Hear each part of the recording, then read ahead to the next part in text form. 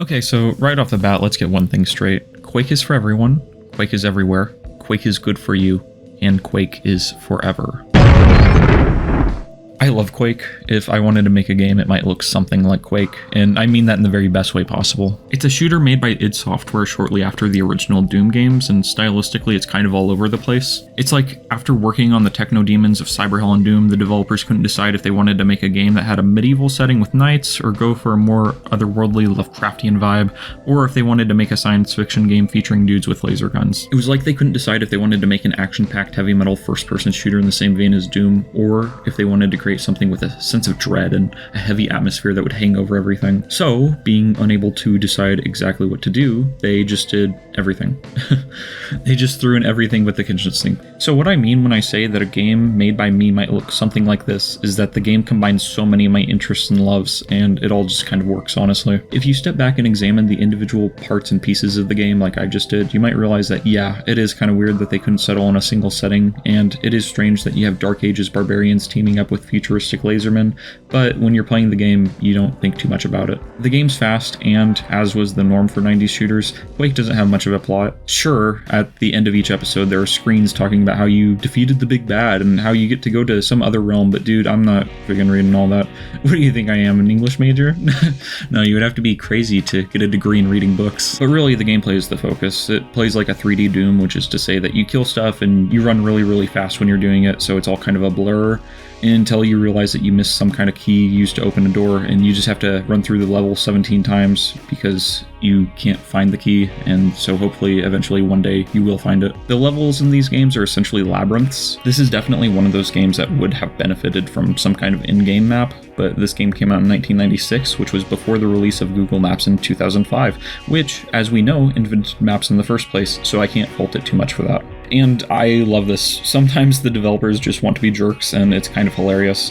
I was playing this with my cousin, and there was a section where you're supposed to cross a twisting and turning beam in the darkness, and if you fall off, then darts shoot you until you can run to a teleporter and try again. It's just like the ultimate middle finger to the player. But really, this game is at its best when you're able to just go through areas at Mach 5, b-hopping and blasting things away without worrying too much about the morality of it all. Don't get me wrong, I love me some thoughtful video games that really get your brain juices flowing. I like games that ask questions like, is it morally justified to murder this unarmed, helpless doctor? Or, what would happen if I drove my car into this lake? You know, games that just really make you think. But at the same time, sometimes it's fun to just turn off your brain for a while and go crazy. The guns in this are pretty dope. I really love the nail gun because it doesn't look like a gun, it just looks like a weird box that kills you. And also the ammo for it has the Nine Inch Nails logo on it, and as someone who has slapped a Nine Inch Nails sticker on not one, but two different used cars, I dig it. I'm a fan of the rocket launcher as well because it's fun to make things go boom, and the lightning gun is awesome too. Really, just the majority of weapons in this are a lot of fun to use. And this game is more fun with friends. Bethesda hired Night Dive Studios to revamp this game and make it playable on consoles and to make it easier to play on PC, and Night Dive did a wonderful job, honestly. You can have up to 4 players in campaign levels, and it's just a blast because playing with other people essentially turns Quake into a racing game where you're just seeing who can make it through to the end while killing the most stuff the quickest. In addition to making the multiplayer easier to use than it was a few years ago, the remaster also packed in all the expansions and some player-created levels, giving you more Quake with new weapons and enemies and assets, and it's just a lot of fun. I don't play a lot of mods just in general for any game, really, typically because most mods are just for small things like changing the look of a character, but these are like full-on extra levels, and they're super cool. They're well done and worth checking out if you like the campaign, you just want more Quake.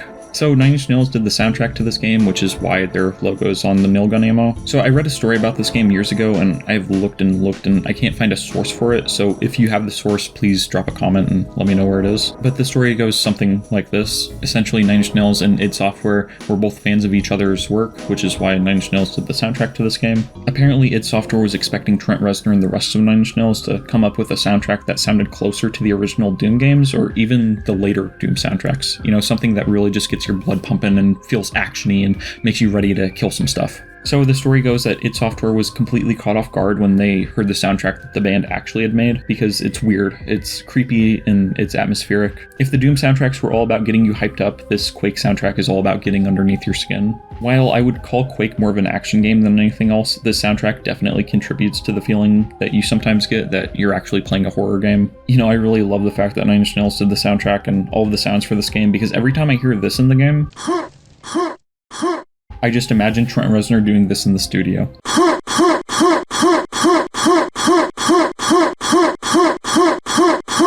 So this game has multiplayer and it's pretty bonkers, honestly. You move super quickly and everyone else also moves super quickly because it would not be fair otherwise. And so because of that, it's just kind of a mess. It's not like CSGO where you're expected to crouch and move slowly and aim carefully and communicate with your team and be precise. Rather, just like in the campaign, the multiplayer is all like, crush the skulls of your enemies, smite them with your axe, drag them It's one of those games that I can only play for a limited amount of time because there's no downtime. You don't get a break. In the multiplayer, you respawn nearly instantly, and sometimes you're alive for just a handful of seconds before getting gibbed. This multiplayer mode was, I think, improved on with later entries in the series. In those games, everything just feels smoother and more fleshed out, but still, the multiplayer in this one is a lot of fun and tends to be pretty active, which is kind of incredible for a game that's over 25 years old. Real quick, let's talk about the ads that I showed off at the beginning of the video. They crack me up because they just do not give you any idea of what the game is actually about, all while making these grandiose statements about it, and I just think it's brilliant. I love the wedding one because unlike the others, the Quake logo isn't in plain view anywhere, and the reason why is because the couple is wearing rings with nails through them, and I just love it. I think it's really funny. In any game that calls itself the most important PC game ever is pretty hilarious in my book. Now, is it actually the #1 most important PC game of all time? I mean, I would probably bestow that honor on something like the original Doom, but honestly, Quake is still up there. So whenever people talk about old games, they're like, yep, they don't make them like they used to.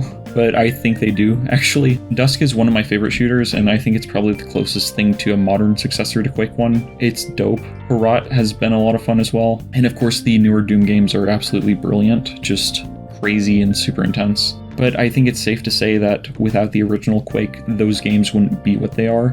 In that sense, I really do think that this game is important, not only because it's fun and well made and just a complete blast, but also because of the way that it influenced and shaped the first-person shooter genre and games as a whole. So, in conclusion, I love Quake. Thank you for watching.